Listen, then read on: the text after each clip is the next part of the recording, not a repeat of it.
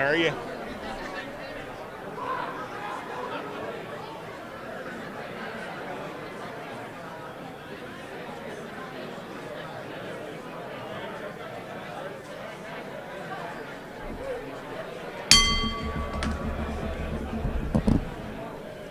Good afternoon, fellow Rotarians and guests, whether you're joining us virtually or in person. Welcome downtown to the Rotary Club of Tucson.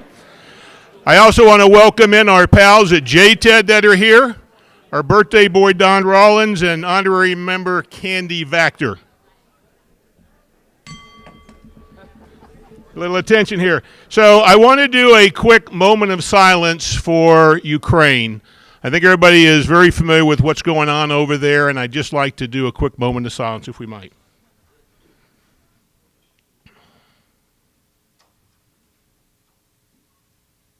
Thank you. I've also asked if Charlotte Harris would come up and give you a little update on how we're doing with the Ukraine match. Charlotte? They can sit down. Can't they? No? As announced last week by our club's foundation president, Joni Condon, our club board and our foundation board have both approved matches of our club members' donations to the Rotary International Disaster Relief Fund for Ukraine, up to a total of $10,000. Since then, with a good response from club members, the two boards have each approved that the match goes up to the total of $15,000. The portion you each donate to this fund will earn you Paul Harris points, so some are using their donation to complete their next level of Paul Harris Fellow. If you write a check, please make it out to the Rotary Disaster Relief Fund Ukraine or the Rotary Foundation with a memo about Ukraine and give it to Doreen Eric Carey. If you've made a donation online, we need to know as well the amount in order to keep track of the total donations for our club's foundation match. For your information, all checks are submitted with a form that has your designation and your Rotary ID number, so it definitely will go in the right place. So far, members have reported a total of over $8,000 in donations for the Ukraine situation. If you have any questions, please let me know. Thank you to those who have contributed to the significant need, and thank you to all those who are considering it. Charlotte, thank you. In case you didn't know, Charlotte was our club's 87th president back in 08 and 09. Next up, Pledge and Song. We're going to ask Dave White to come up. Dave joined our club in May of 13. He's right over here. Here's coming. Here you are, Dave. Good to see you. And his classification is Consultant, Product Development, White Star Consulting, and he's a graduate from Tennessee Temple University. He's going to lead us in the pledge, and afterwards the singing of God Bless America with our pal, the talented Chris Dodge, playing Jen on the piano. Hey. Welcome to all of you visitors. I see so many badges that's great. Glad you're here. I pledge allegiance to the flag of the United States of America and to the republic for which it stands, one nation under God, indivisible, with liberty and justice for all.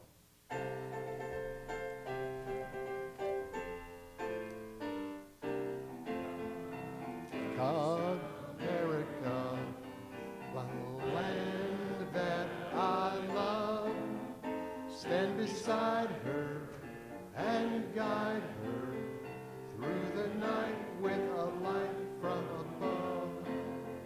From the mountains to the prairies, to the oceans white with foam. God bless America, my home, sweet home. God bless America, my home, sweet home. Thank you, Mark. Dave, thank you. Now with our inspiration, Joe Danishevsky is going to come up. Joe has joined our club in June of 18. His classification is Boy Scouts of America, retired. He's a graduate of Lamone College and sits on our board of directors and focuses on youth services. Joe.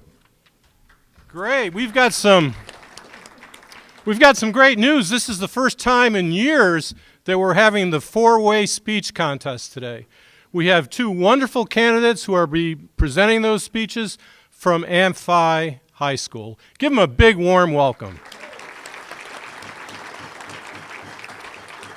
The purpose of the four-way test speech contest is to foster ethics in everyday life, as well as in business. The contest is designed to introduce high school students to the Rotary principles of ethics and service, and to involve local Rotary clubs with the youth of their communities. Using the four-way test, along with this year's Rotary International theme, Rotary Service to Change Lives, as guidelines, we're asking these young people, how could the application of the four-way test help you to serve to change lives? So we'll have a great program today. It's awesome. You're awesome. Let's go. Thank you. Please be seated and enjoy your lunch. We have a packed agenda today, so we will be back a few minutes early with our program. Enjoy.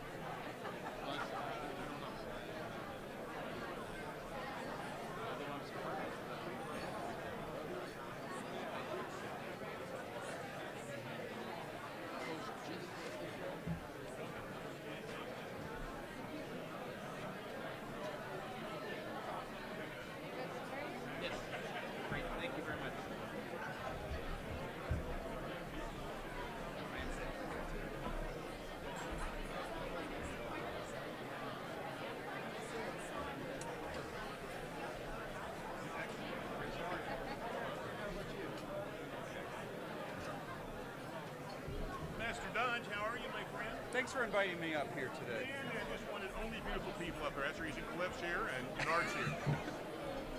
Thank you so much.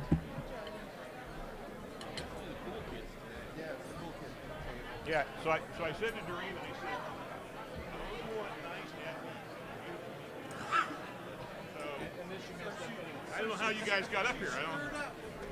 But yet she still invited us.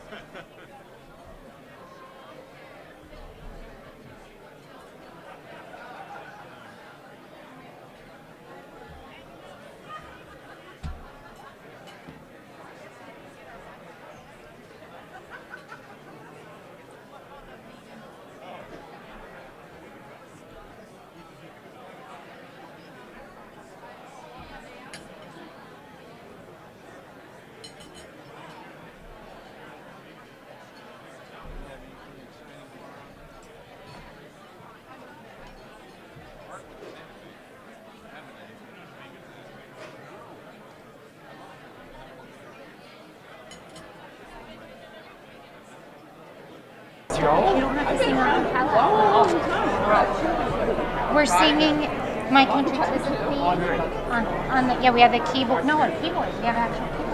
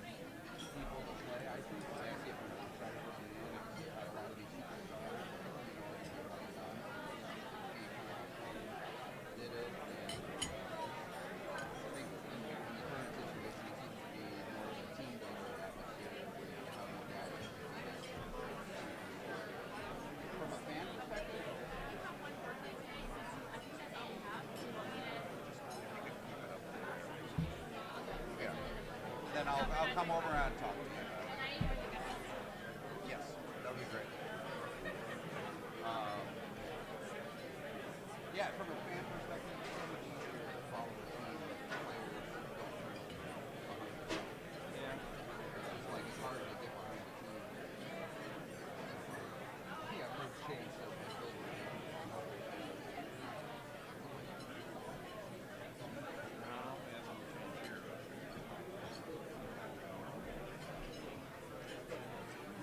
Oh, you're always going to have people last week. It's nice to have.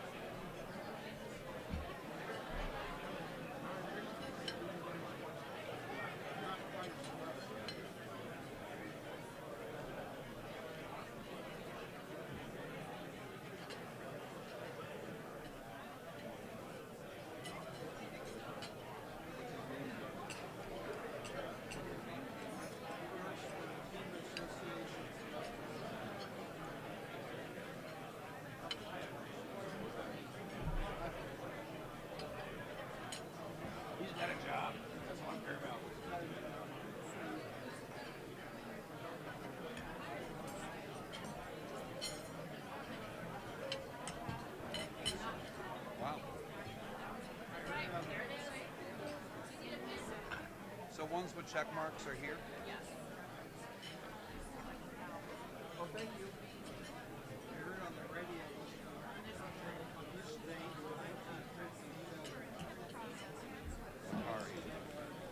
Sorry.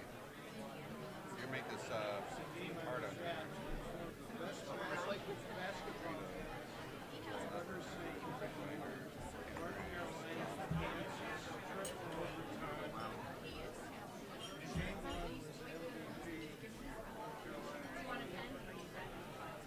I won't need it. Barrios. Yeah. From the Interact Club from Rotary. Rotary Interact, or what is that? Rotary.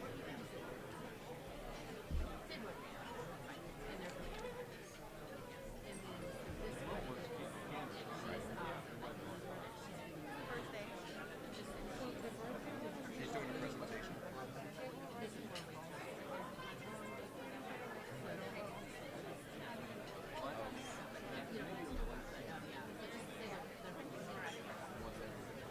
Chris, you ready? Yep. I got a lot.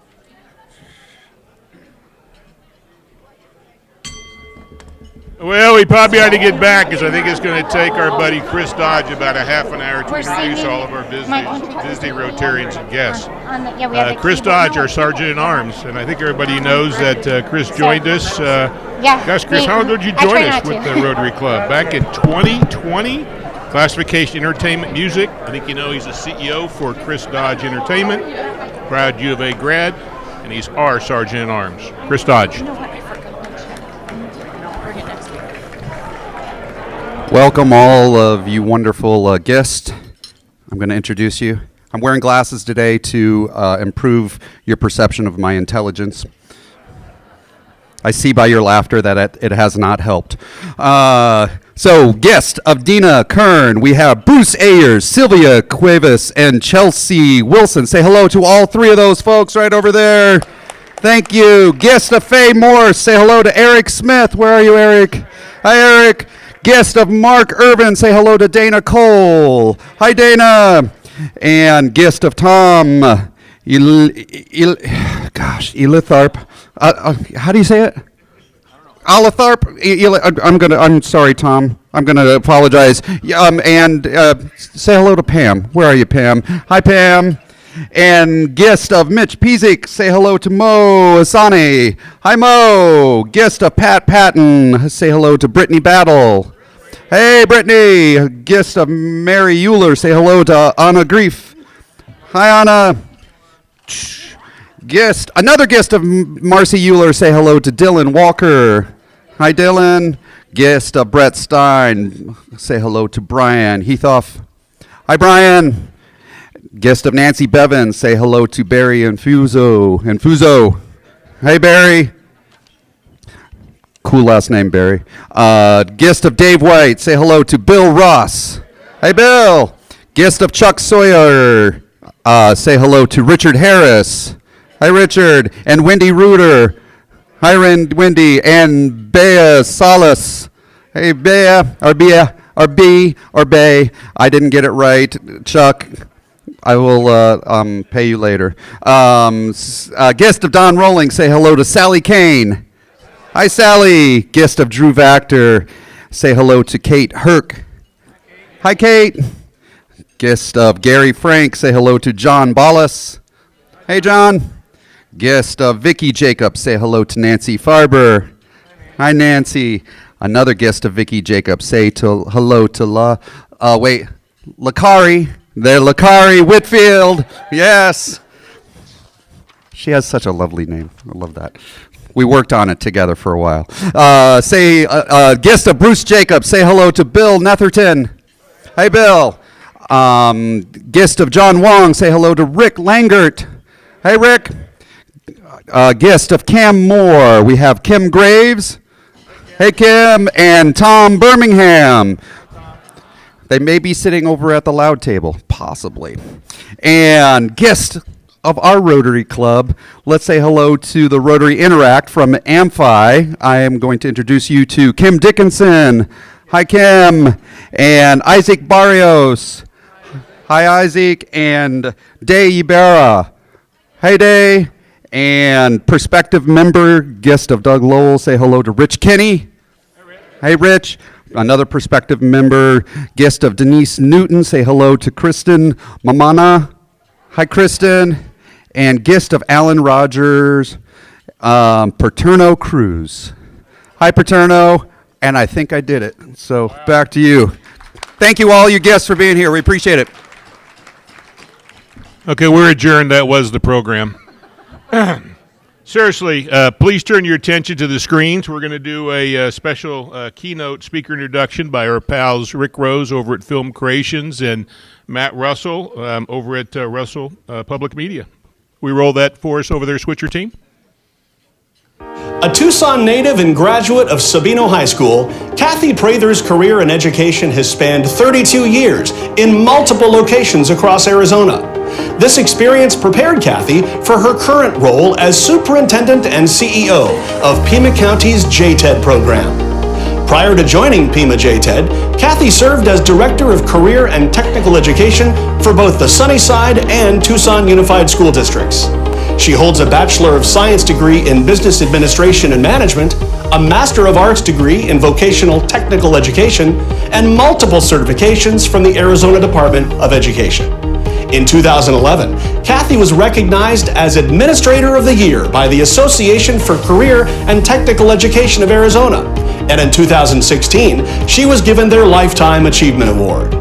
Kathy has served on the boards of the National Council of Local Administrators, the Arizona Council of Occupational and Vocational Administrators, and she was instrumental in the passage of the Pima County Joint Technical Education District in 2006, which continues to bring in over $20 million annually for programs in Pima, Santa Cruz, and Pinal counties. Kathy is married to Brad, a retired teacher, and she has 2 grown children. In her spare time, she loves to travel and play golf. Let's have an enthusiastic Rotary welcome for Kathy Prather.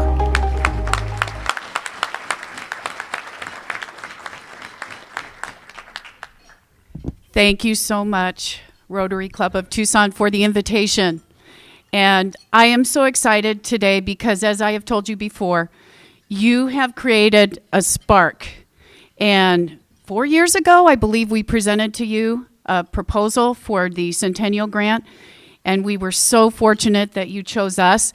And so you're not going to hear from me today. You're going to hear from our experts. You're going to hear from the field.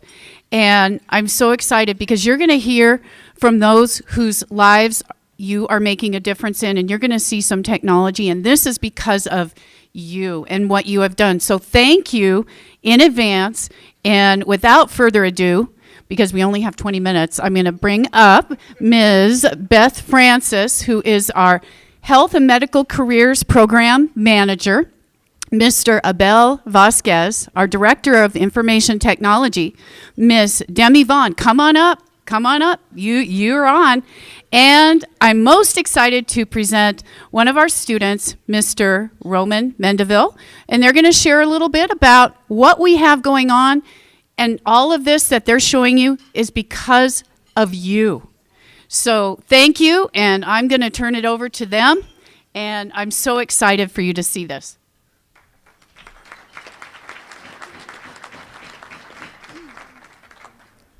I'm a little short. Hello, everyone. My name is Demi Vaughn. I am... She's on her tippy toes. She's gonna get a cramp. I am the medical assistant, one of the medical assistant instructors at Pima JTED. I have been with JTED for a long time. I actually was a student at Pima JTED in 2014. I graduated from the medical assisting program, and I went on to the U of A to get my bachelor's of science in care, health, and society, and I minored in education.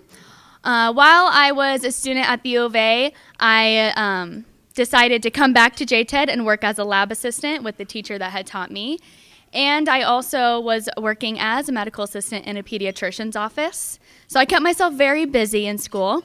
And then once it was time for me to graduate from the U of A, my teacher was like, I'm done. And so I decided to apply for the position, and I got it. So I have been a teacher since then. It is my 4th year teaching, and I just got to say I love it. I love working with the students. I like seeing the light bulbs turn on when they finally get something, when they draw blood and they get it for the first time, when they realize, yeah. And it's like the most fun part because they're shaking and they're nervous, and then they get the blood and they're like, I got blood, and I'm like, okay, but you have to keep going. What's next? So that part is just so fun every year, my favorite part. And just seeing them understand what it is to go out there and work. And this year, I am super excited because I was able to send our students out to externship last week. So they started their externship March 14th. And usually we do it over the summer, but this year we decided to integrate it through the year. And it is super amazing because now they get to come back to me and they get to tell me all their amazing stories and what they've done on their externship. And I got them back this week, and it was amazing to hear. And they were like, Miss Vaughn, do you realize that we're like really young compared to the other MAs? And I was like, yeah, I know. I told you, like, this is a great opportunity. This is something.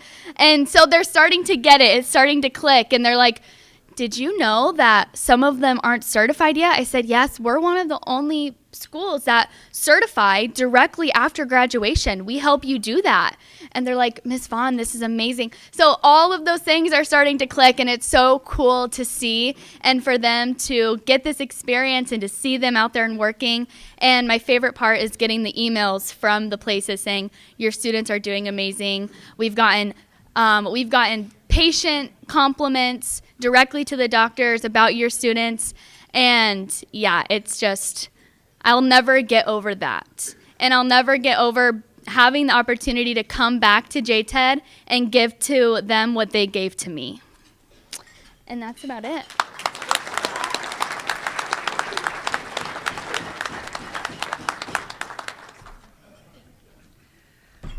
I guess it's my turn now. I'm taller.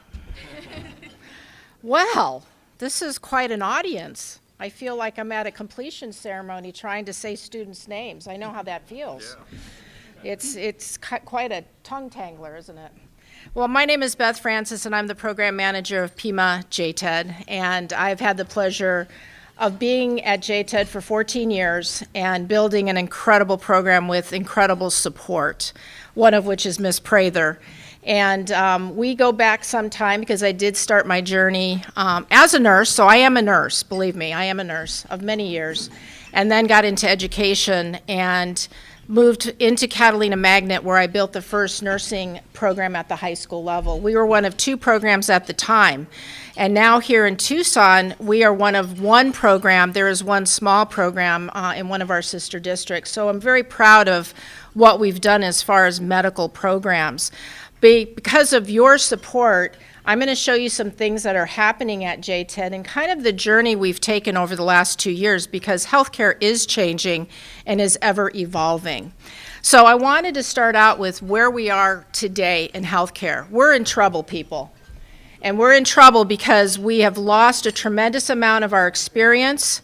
Our intellectual property is retiring, and that is our baby boomers. And unfortunately, some of our millennials are leaving the workforce as well. They're staying about 3 years at the bedside and then going into different avenues of healthcare or other professions. Working at the bedside is very difficult. It is an emotional roller coaster. I can stand here and say to you, I know that personally. I have seen everything from death to birth. And it's something that takes a very special person, and it takes us a long time to integrate that type of energy into our students. So right now, we're looking at about a $3.5 million, yeah, baby. I'm thinking money, peeps, I'm sorry. Employment in the area of healthcare. So we have to be the solution. We have to come together as a community and figure out how do we fix this. It is no longer everyone in their own teacup. If we do not do this, there will be no one there to take care of you. And I'm telling you that because I know. I'm very much involved in the healthcare community, and I know what's going on. So a couple of years ago, because of my interaction with educational partners and community partners and many avenues of healthcare clinics, et cetera, I began thinking about something we needed to do differently at the educational level with our kids. How do we get our kids excited to be in our classrooms, to take care of people? And it began by a framework that was introduced to me by the public health educational system that we are in dire, dire straits for because of COVID. And we came up with a few areas to look at. We are looking at expanding communication and collaboration with our students, which if any of you have any young children or grandchildren, you know that what do they know how to communicate appropriately with you? Unless you sit there and really try to communicate with them, everything is this, right? So how do we interact with these kids on their level?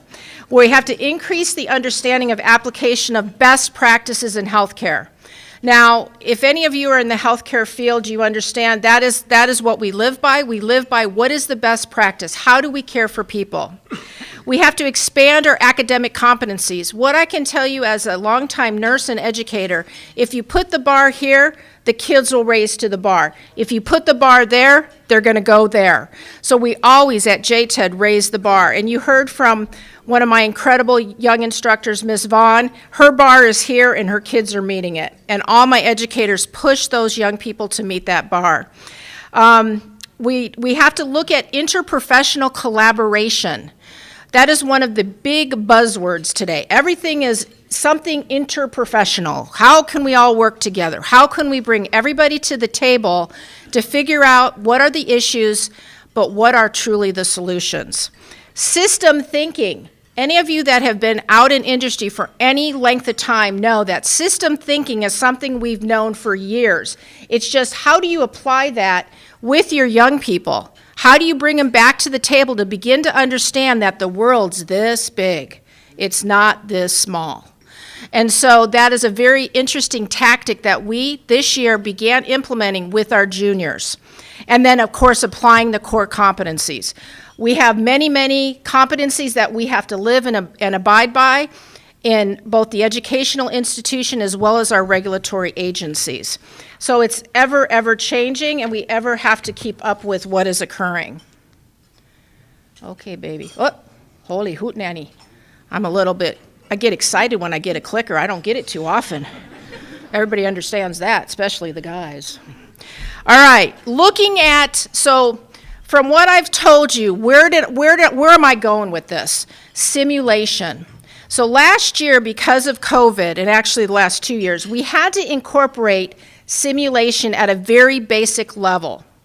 And so we began putting together scenarios of patients in a real-world situation where our kids could come in and practice and begin to desensitize themselves to how it is to touch somebody. Okay, I'm very comfortable. Of course, I'm a hugger, but it's very, come here. It's some people, depending on who you are, your culture, where you come from, just doing non-invasive things like touching a patient is difficult. So when we bring students into a situation where they have their peers that they're doing vital signs on, that they may be giving them medications, that they may be doing a bed bath, that they may be trying to ambulate them, walking. You have to bring them to a level that there's comfort. So what are the pros of us doing this? We are looking at problem solving, case scenarios, social emotional learning. Does anybody understand at this point where our young people are in that category because of COVID? We're in big trouble, guys. Our kids have lost a tremendous amount over the last 2 years because of COVID and not being able to be young people, not being able to be in a classroom, not being able to be taught by an educational professional. And we are now having to go back into the classroom and teach these kids how to do this all over again. And I have to say, if you talk to any of my peeps, they're going to tell you this was the hardest year in education we've ever had. So we better hope that our educators come back next year, because it has really, really taken a toll on many, many of our peeps out there in the industry teaching. Power of change. I love change. You can ask Miss Prather. I just gave her an epiphany on Monday, and I could see her kind of go, so they call it the Miss Francis Epiphany, because I'm always thinking, what can we do better? What can we do to make things right? How can we move people in the right direction? How do I get kids to the bedside and taking care of our underserved, underprivileged, ill people? And so it's a constant thing that I deal with to move us in the right direction. And then there's technology. Technology is a wonderful thing, but it also can be an awful thing, can it not?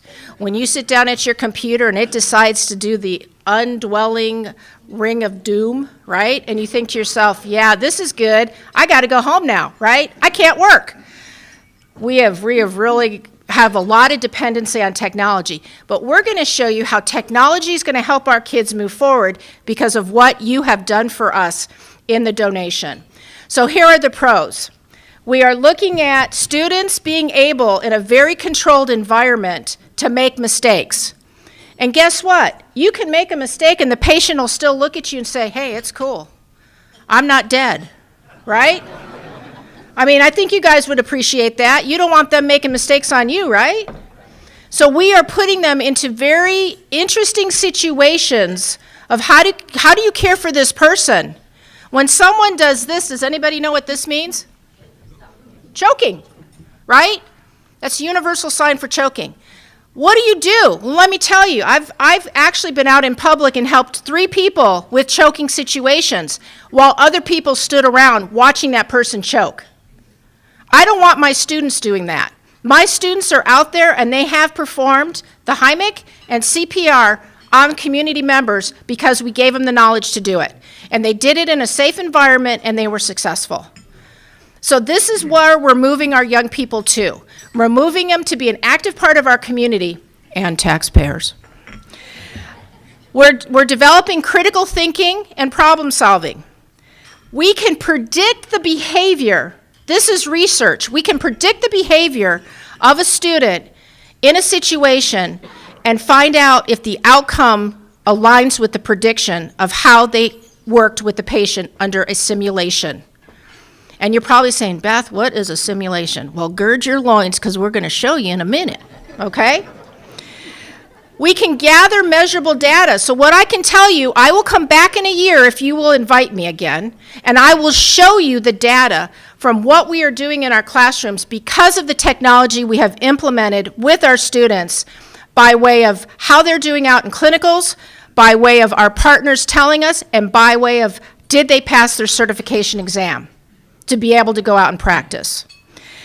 What else do we do? Oh, instructors can control it. Instructors can throw loops in there. Instructors can see what the students know. They can put them in a very uncomfortable situation and then bring them back and say, it's okay because the patient's still alive, right? And then we can monitor the decision making. We can see the growth. We can see how these kids are growing and feeling comfortable. Just like Demi said, the light bulb moment. That is what keeps me, that is what keeps Demi, and that is what keeps Roman in the classroom, is because of those moments. The cons, mucho dolores.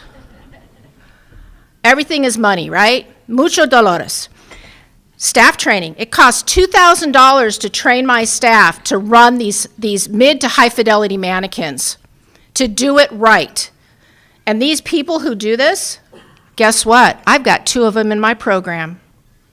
I recruited 2 of these people in my program this year. And right now, we are implementing non-technical simulation in our labs, and we are being successful because we were able to grab these 2 women, these 2 nurses, who were the catalysts at the state level to approve it 2 years ago. Very, very blessed. We are very, very lucky. And then the biggest thing is students being unprepared and then being in risky clinical situations and then something very catastrophic happening. So I believe if you look at the pros and the cons, you think the pros win? I think so. But you know, I'm a little biased. All right, I'm going fast here, peeps. Okay, so I wanted to give you a comment from a professor because when we began implementing simulation, it started at the post-secondary level and out in industry. We are one of the first high schools that are implementing this mid-fidelity simulation with mannequins in our classroom. And if you ask Ms. Prather or any of my staff, my peers, they're going to tell you Beth wants it first. I always want to be first at something, and I've been very blessed to be able to do that, working under the cuspis of Ms. Prather and being able to move forward in our programs. And so because of this, we are meeting what Dr. Thomas Talbot has said. You bet it works. At the University of Southern California, it's sort of a play version of a real-life situation where someone could have a good outcome or a poor outcome. We let users have that experience in a safe environment so that they feel free to make mistakes and learn from them. That is, I can't even, you know the commercial Priceless with the charge card? Yeah, it's priceless, okay? And I am hoping that when this mannequin comes, and by the way, he's on its way. A bell keeps dropping me little emails saying, do not open when it comes. So when we get more masterful at running this mannequin, I want you all to come and see what's happening in the classrooms with our future youth, because it's pretty cool. I got to experience it. You can tell I'm not a gamer, by the way. Just ask Abel. I was like this. I mean, I missed the gaming gig. That wasn't part of my growing up. So I'm going to turn this over to my fabulous buddy, Mr. Abel Vasquez, and he's going to do the technical aspect because I don't want to screw that up.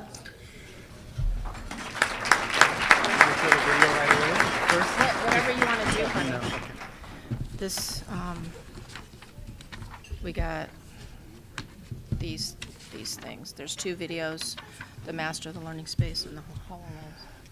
Thank you. Thank you for having us, everyone. My name is Abel Vasquez. I'm the Director of Technology for the JTED, and I'm really lucky to work with leadership, staff, and students that really get what's coming up for the healthcare pathway, specifically in regards to simulation technologies.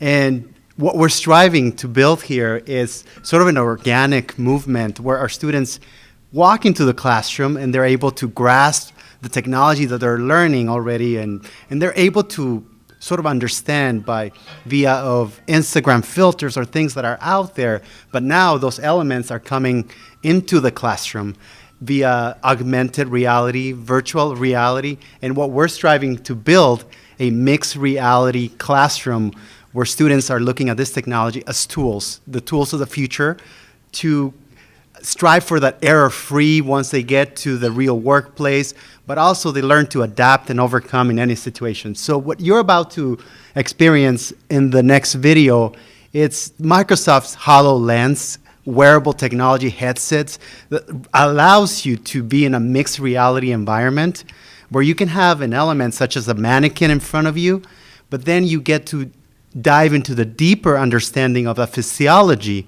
of what's happening inside of a person's body when you touch it, when you work with the patient, because the HoloLens allows you to bring up augmented reality images right in front of you as you touch these devices, and you're looking at the blood flow, you're looking at the pulmonary functions, you can see it breathing, all that is happening in front of you.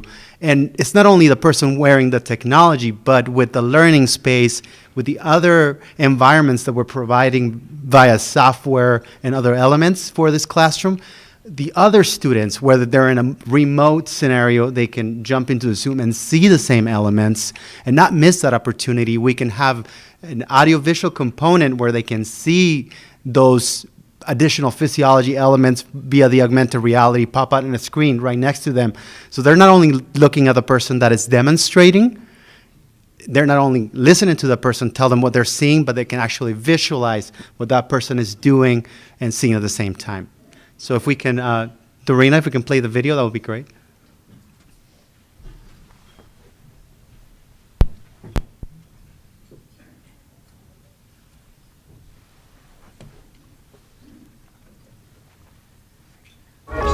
So if you see the heart glowing, just touch it for me, and you'll see the vasculature coming up. Oh my goodness. Can you tell me what you see? I'm seeing the entire, the arteries, Yeah. cardiac arteries. I want all my students to see this.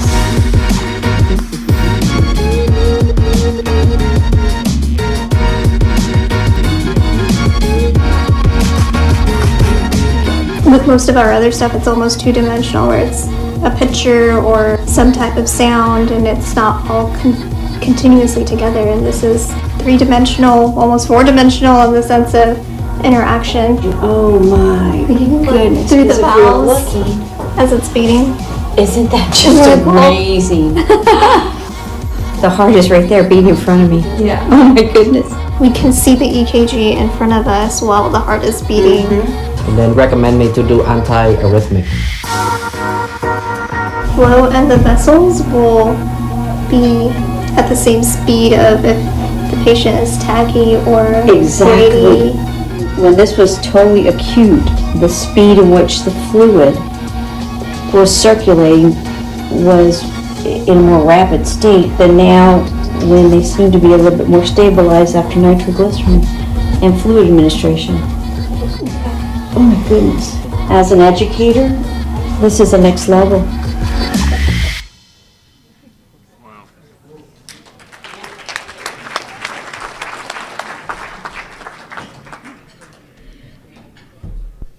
We're going to skip on this slide. We'll talk a little bit on the learning space. So what you just experienced, you can think of that overlay that you're looking at. There was not a mannequin, but that software, that HoloLens already shipped and it's on its way. The mannequin it's a mannequin that can breathe, that can, you can dilate pupils, it can make noises, it can suffer, and, and that overlay. It suffers. It can suffer. It can slash. It can, you can get to very technical details. It has articulation, circulation. It's got all of the elements of a real life patient, and that it's in front of you, and this overlay jumps on top of that, and that's how you're able to experience that augmented reality or that mixed reality environment that is really going to help our students have that deeper understanding of what's happening to a patient anywhere they go.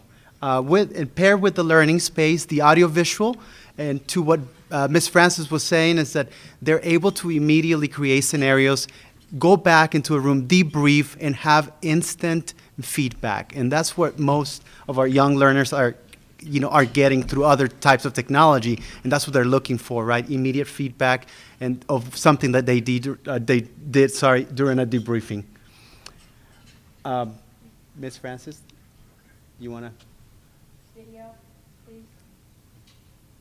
Yes. Thank you.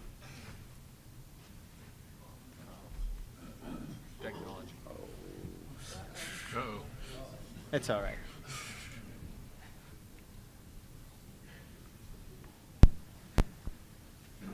There are tools that help us do, and tools that help us know. Some of those tools also help us prove.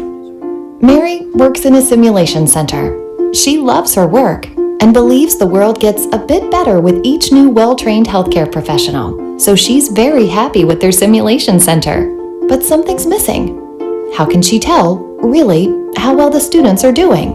How can she convince everyone to invest in more simulation and prove the benefit afterwards? How to share her beliefs, but to turn them into insights.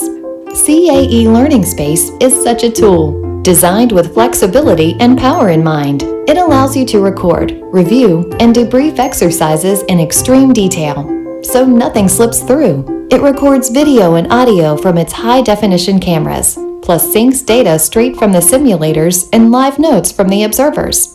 It can also integrate tests, curriculum, checklists, surveys, and scenarios you develop, because it's not only important to practice, but to assess and evaluate.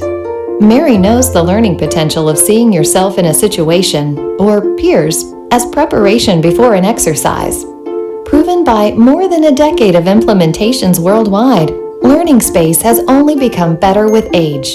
It's a mature and reliable system used by hundreds of simulation centers and hospitals and tens of thousands of learners each year, and adapts to each one. Learning Space will not force you to adapt to its way of doing things. It will adapt to yours. A busy simulation center is a complicated web of people, shifts, and moving parts. Thank you. One last point. When we talk about mixed reality and the full immersive solution for our students, they're not just practicing or having the learning space of a mannequin in a classroom and a desk environment. They're actually walking into a full lab where there are hospital beds, there are the mannequins. They have the full environment in front of them, and then we have our experts. We have an observation window in room where they can deploy multiple scenarios to assist with all clinical scenarios. Thank you.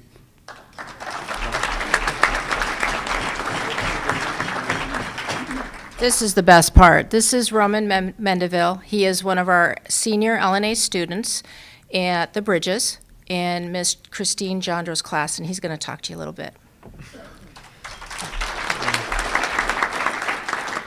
Hello. So I've been a part of JTED for about 2 years already. Last year I was in the Healthcare Foundations, and this year I'm in the LNA program. And I don't know. So far, I feel like it's been very informative for me and very eye-opening, especially in the wave. I just started clinicals recently, and I've been going every Tuesday to the nursing homes and helping out with patients and things like that. And I feel like clinical experience gives me a lot of it gives me a lot of experience, and it really opens my mind to different things that I in classroom. I feel like I wouldn't have been able to really understand, but I feel like with clinical experience it gives me a lot of understanding with how patients how to interact with patients, how to really how to really go through things in the real world. And sorry guys, I'm nervous, but I just feel like so far JTED has given me a lot of just experience and a lot of things. I don't know. What are you going to do when you graduate? Oh, when I graduate, I want to go into the nursing program as a registered nurse.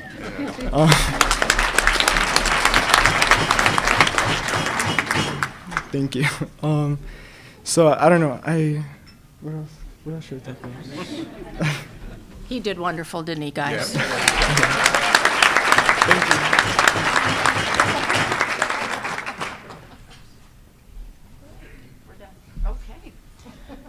So that gives you a little bit of an idea of what we have going on. It's very special, very important to our community, the health of our community. And thank you for investing in Pima JTED and believing in us and supporting us and helping our entire community. Thank you for this opportunity.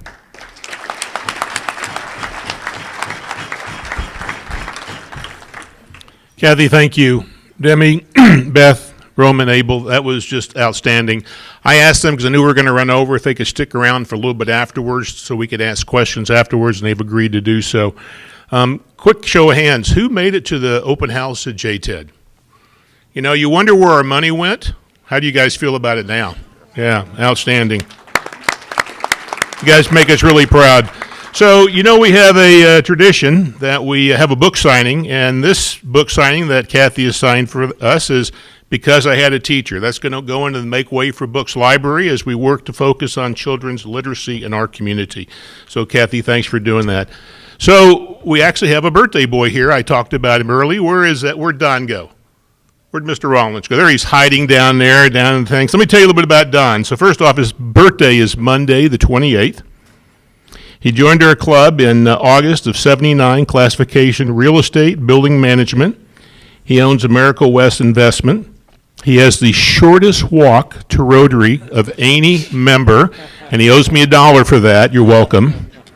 He, along with somebody else in our club, is a graduate of Princeton and also the U of A, and he was our club's 66th president back in '87 and '88. So here's some stuff you didn't know. Did you know that Don was the quarterback of Mansfield Junior High School team back in 1967? How about this? That he joined our club to see things differently and to be a part of making a difference. Check this out. He stays because he wants to help with the ongoing effort in fulfilling Rotary's mission to make the world a better place. And you know what he's going to do to make it better? He's going to continue to lend a hand and to participate with the goal of making us the best club in Tucson. Don. Thank you, Mark. I'll be brief. Today I want to thank you all for your fellowship and friendship for all these decades, and also the opportunity to serve with you in the Tucson and global communities.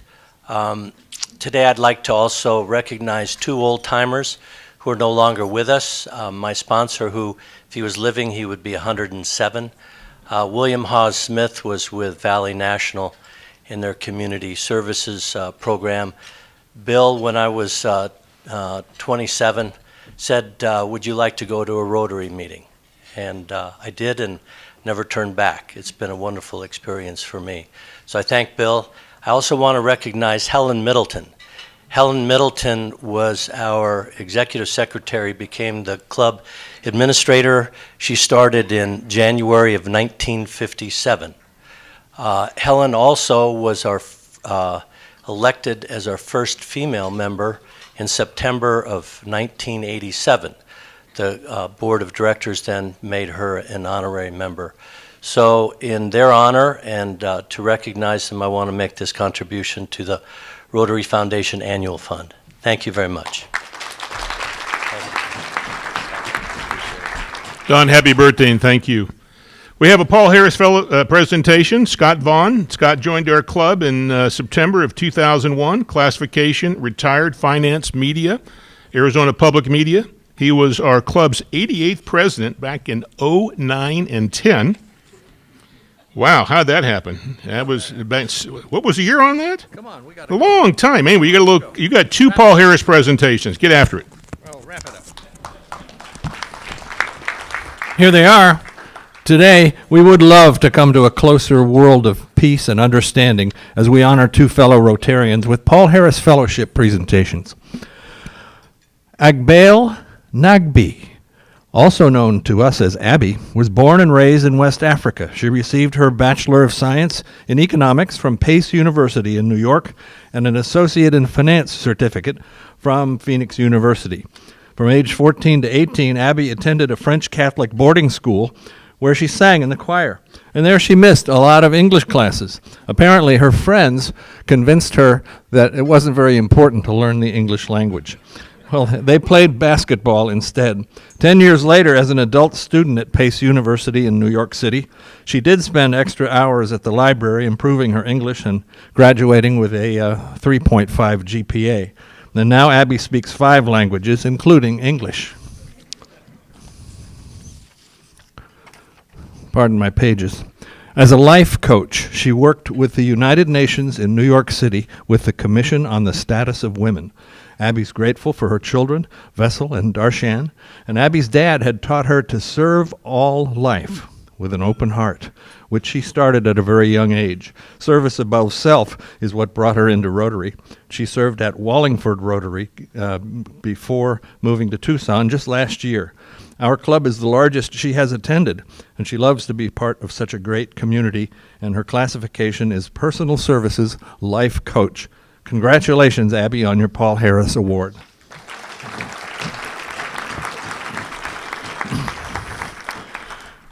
Your applause is good, but don't take too long because I only have 3 minutes and 52 seconds.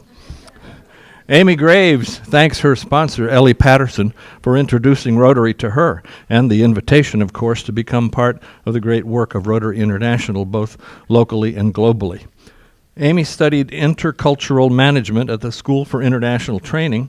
She earned a Master of Arts degree there and then received dual Bachelor of Arts degrees in Spanish and Communication Studies from the University of Georgia. Amy moved to Tucson in 1992 and has held leadership roles at community-based organizations engaged in behavioral health and child welfare. Very recently, the governing board of Havens selected Amy to lead that organization. Now, that commitment for service in Amy's career extends to her family as well. If you have missed Amy for the last year, as I have, well, she was away in Georgia, loving and caring for her mother during her final years on Earth. Let's see. Now, Amy and her husband Michael live in Midtown Tucson and with their 2 Pomeranians, Mamie Ray and Isa Marie. And as a former high school exchange student herself, later, and then studying in Spanish during college, Amy's a big proponent of Rotary International's Youth Exchange Program and the Peace Initiatives. Amy also looks forward to heading up the T-shirt souvenir booth at the next annual Tucson Classics Car Show. She cycles for our club in the annual Ride to End Polio. She enjoys the club's hiking fellowship and even experienced the Rim to Rim hike in 2019. At the district level, Amy served as the Youth Exchange Officer and currently serves as District Conference Chair for the incoming District Governor. So congratulations to Amy Graves on your Paul Harris Award. So wait a minute. As you know, in keeping with our tradition of giving gifts of little or no value, we have for each of you a commemorative wine glass from our club's centennial dinner. Well, I know you did. Now the connection, just a minute. Here you go, Abby. The connection, of course, is that Abby joined during our centennial year, and Amy, for good reason, was a no-show. Okay? And here they are. So now, please join me in welcoming and congratulating our newest Paul Harris awardees.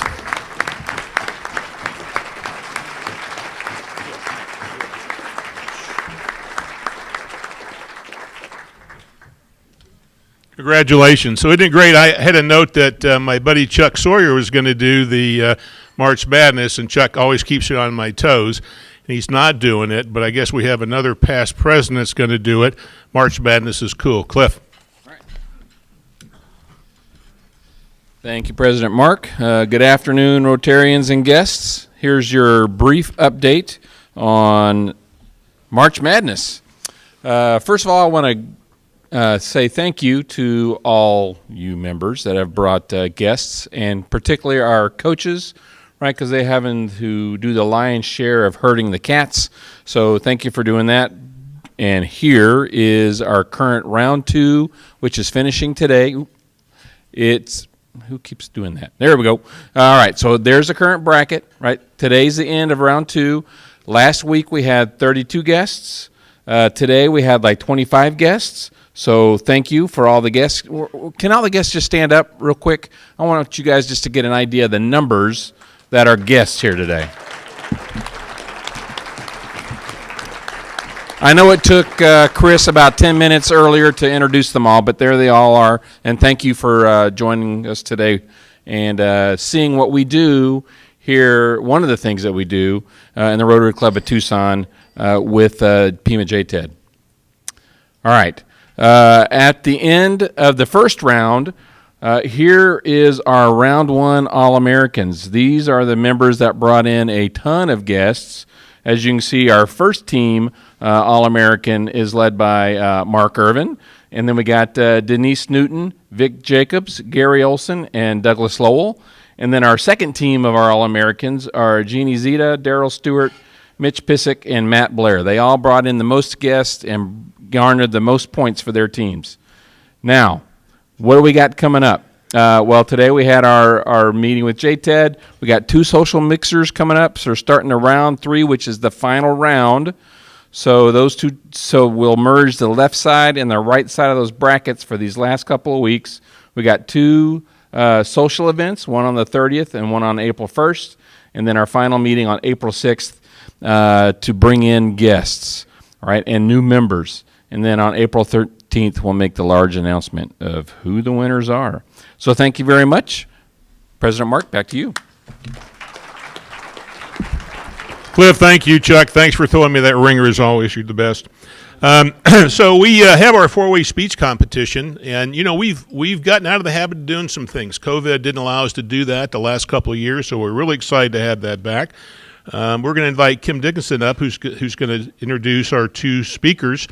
She has been our Interact advisor for the last 10 years.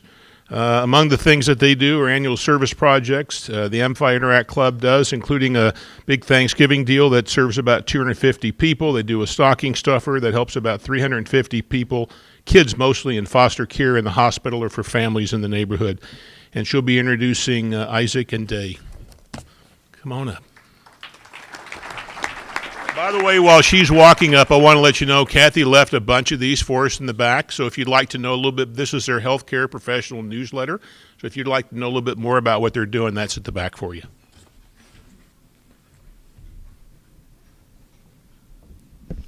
Hello, and thank you for inviting me back to your lunch. And it's nice to see everyone again. And like Mark said, it's been about 2 years since we've been here, so it's really nice to come back. Every year, Interact Club hosts a 4-way speech contest for members and non-members. And this year, we have 2 of our winners from our Amphi High School that are going to come and present their speeches to you. I really hope you enjoy their stories. They're great stories, and they're a great way how they can change the world. And these 2 lovely students are only 10th graders, so they have a bright future ahead of them. And for them to come up here and speak to all of you is a big taking. So the first person to come up is Isaac Barrios.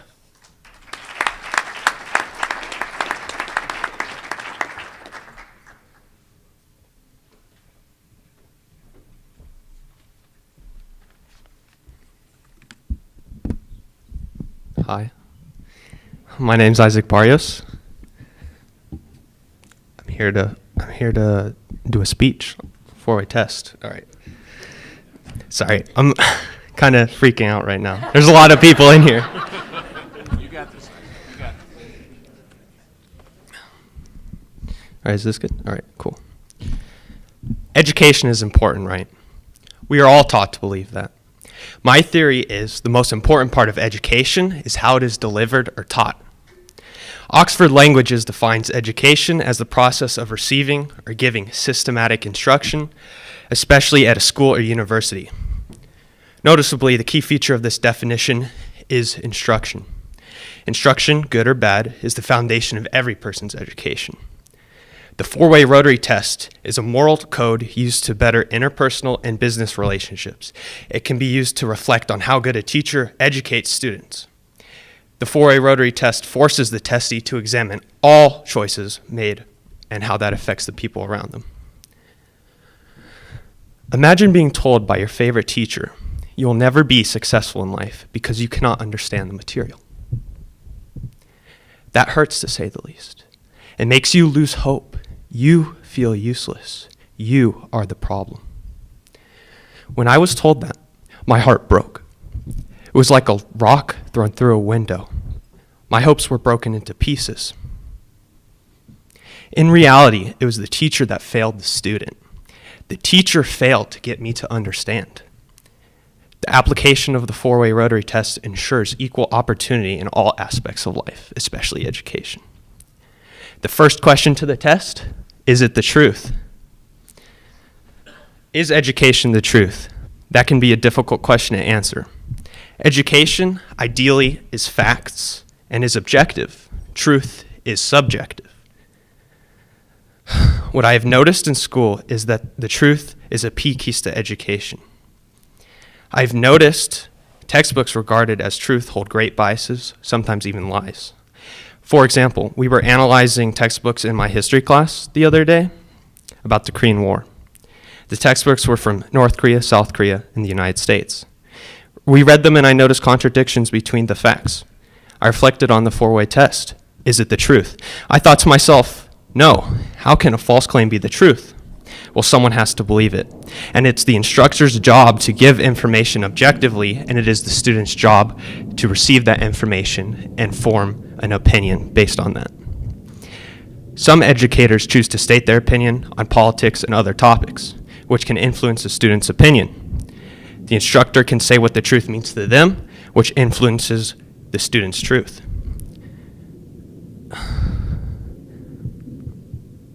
The second question, is it fair to all concerned?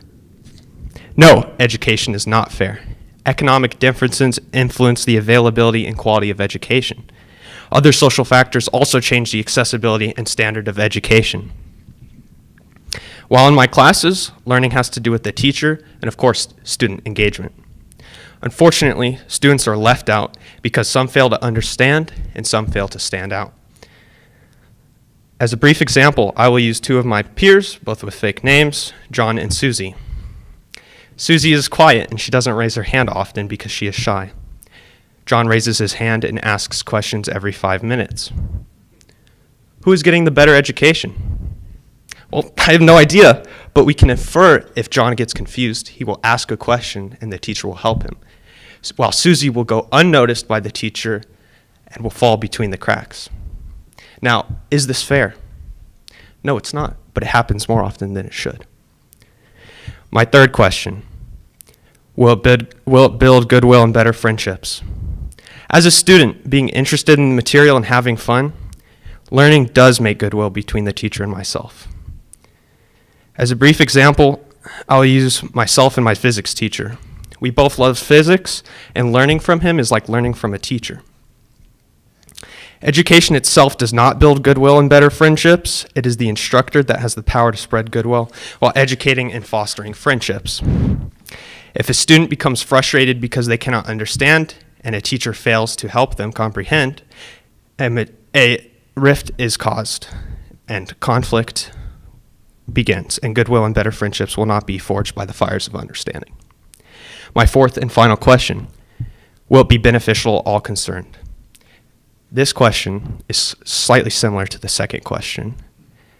Fair doesn't always mean beneficial, and vice versa. The goal for education is for it to benefit all parties involved. Teachers learn from educating a class, and the students learn from the teacher. That is how it should be.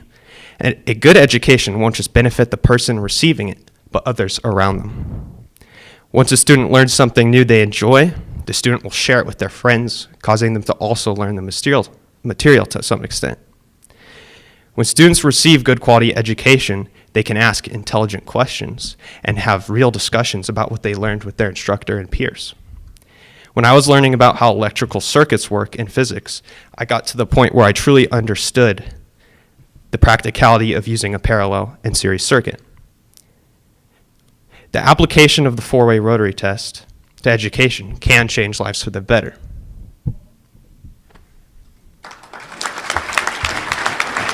Thank you.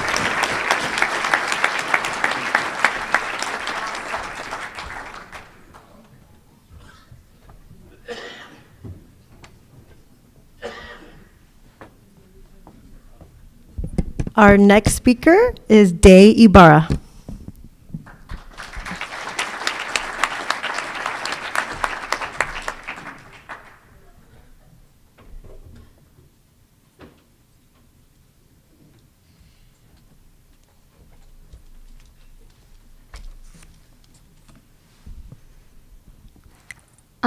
My real name is Deanne Ibarra, but I go by Day. It's just a lot more easier. Is it the truth?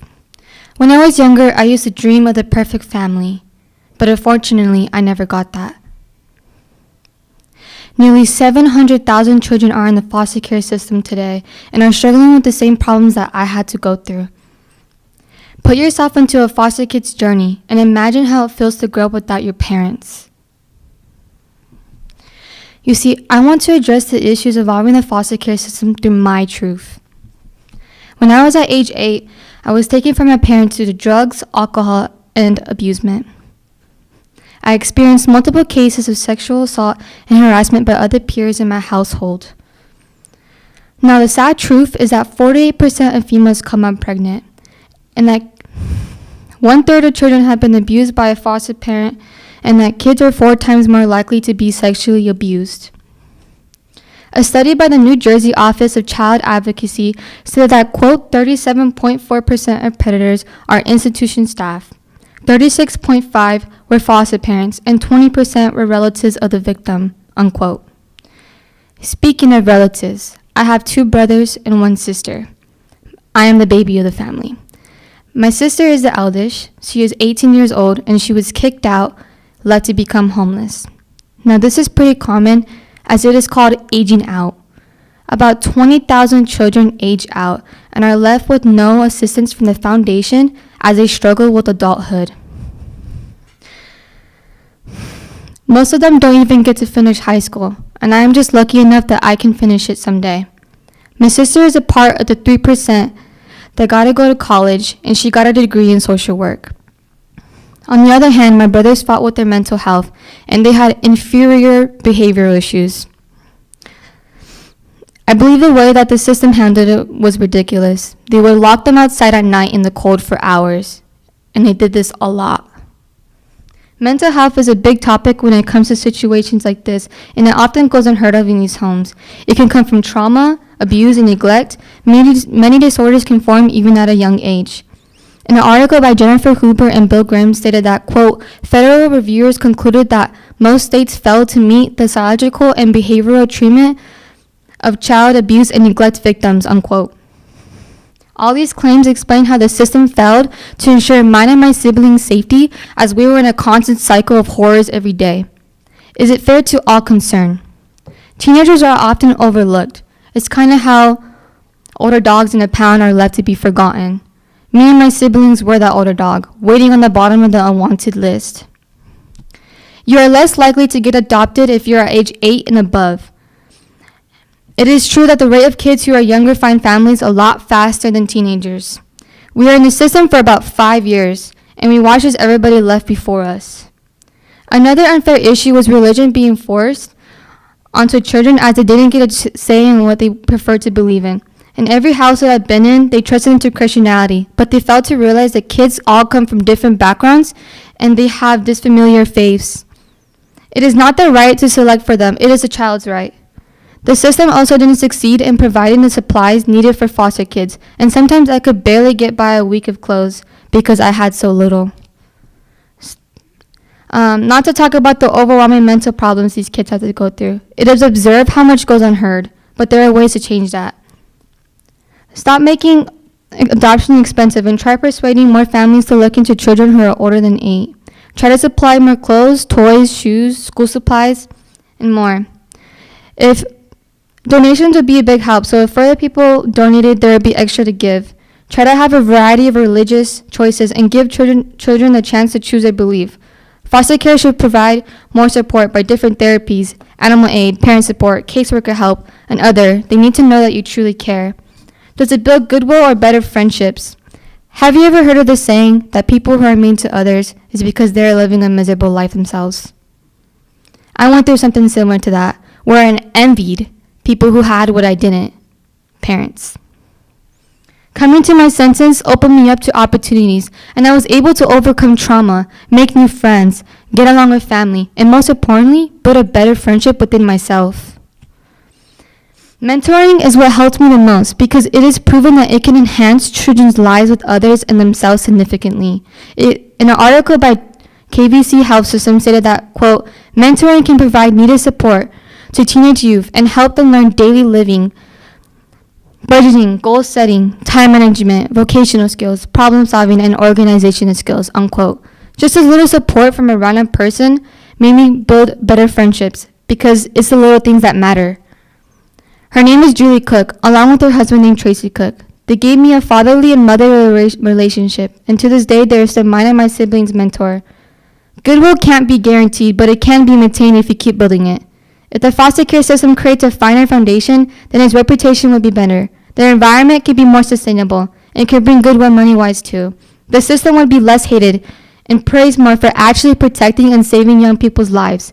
Mark Giovanni, who helped me understand the 4-way test, has said, quote, goodwill can save lives, unquote, and it sure can. Will it be beneficial to all concerned? To benefit and to be successful, you also have to benefit customers, friends, family, and yourself. Investing needs to be a win-win situation. It cannot be a win-lose.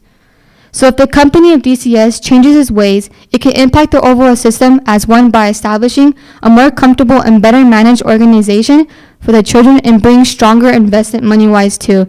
Not only can it provide for the company, but it can provide for the children. This could create more homes and the environment is healthier. It could also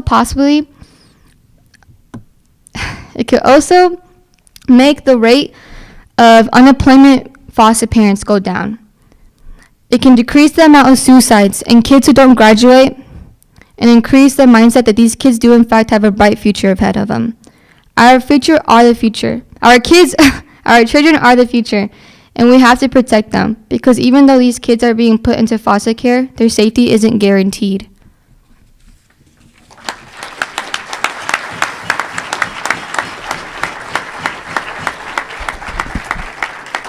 Wow, did that kind of hit a chord on both of those speakers? Can you imagine being in the 10th grade and getting up here in front of this crowd?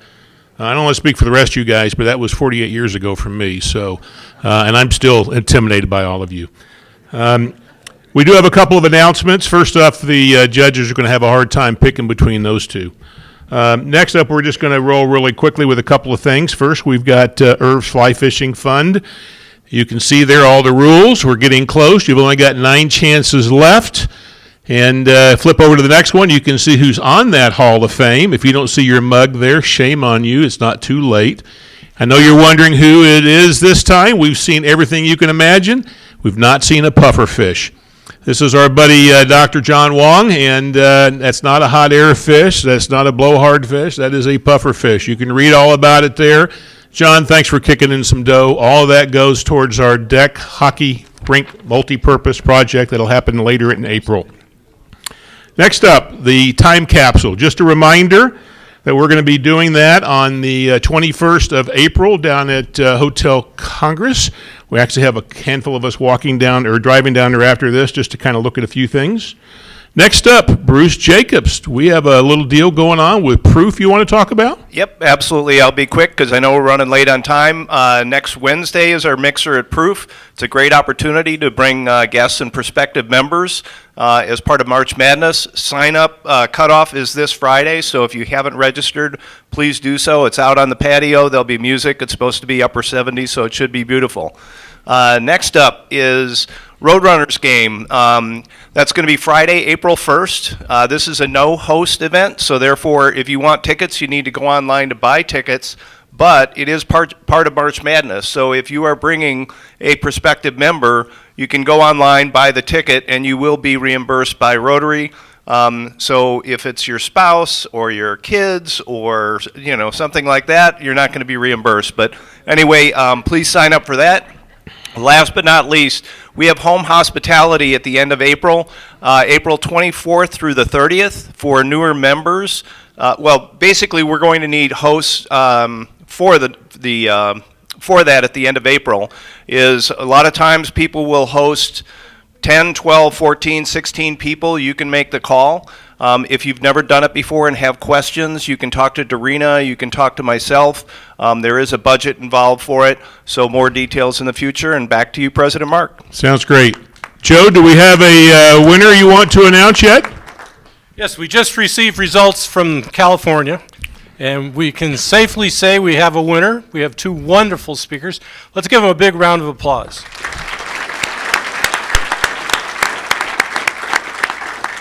And the winner of $200 check is speaker number 2, De Ibarra.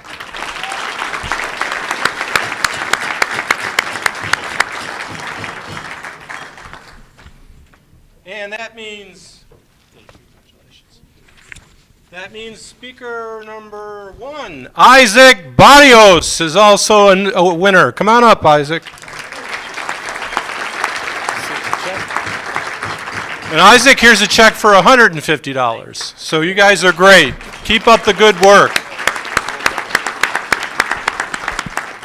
Thank you both. That was really outstanding. We're looking forward to returning to that normalcy.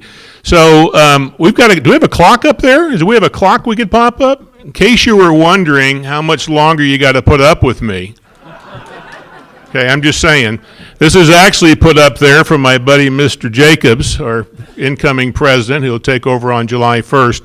I was going to banter with him a little bit, but we're running over. So, Bruce, if you're okay with that, I'll save that bantering for a little later, maybe over a cocktail. But I know you're hard at work on doing everything you need to. So thank you for that. So it's time to close up. So I just want to say, whether you joined us in person or you joined us virtually, thank you. We hope you enjoyed the meeting. If you'd like to have some more information about being a member, you can stop by the back table and see Carrie or Dorina, where you can just ask who invited you or just grab anybody. Don't forget to turn in your badges in the proper slot, would be really nice. If you forgot your Rotary pin, you got to ask yourself why, and you can just go back to that table and see Dorina or Carrie. Don, happy birthday, my friend. Amy and Abby, congratulations on your Paul Harris. Congratulations to Isaac and Day with your 4-way test presentations. We're very proud of you. It's now time for that toast. I want to mention that next week, as Bruce talked about, we are dark, and so we'll be doing our mixer at proof. So now for our toast. We continue to be amazed by the impact JTED has made, and more importantly, the impact we know they will make. Edward Everett once said, "Education is a better safeguard of liberty than a standing army."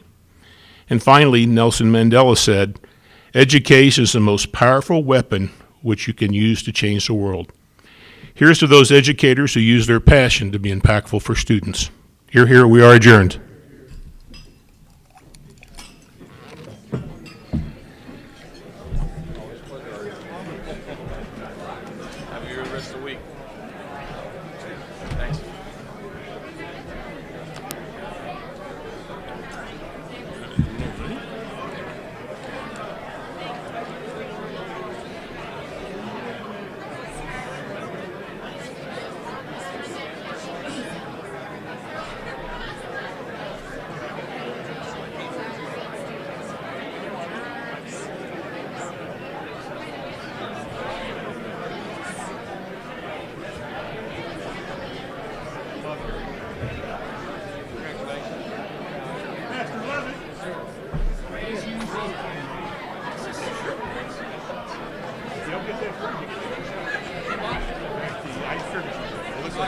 Thanks, Mark. Where are my glasses? Oh, they're in my car. Are they? I'll walk over to your car when you leave. I meant to bring them in with me. You know, they're in my car. Thank you, Kathy. Our pleasure. Thank you for doing what